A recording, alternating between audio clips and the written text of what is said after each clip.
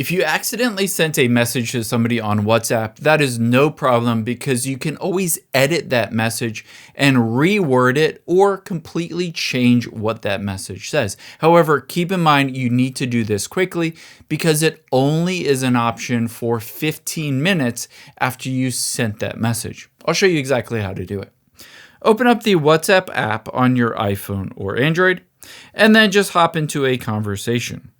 All I need to do is send that message, and if I wanted to edit it, just press and hold on the message, and then tap on the edit button, that little pencil, and then I'm just going to edit it to "Hi Trevor," can't even type my own name, and hit the check mark here, and you can see it will edit that message, and it will also say edited next to it, so the other person will be able to see that you have edited it. Keep in mind, again, you need to do this within 15 minutes.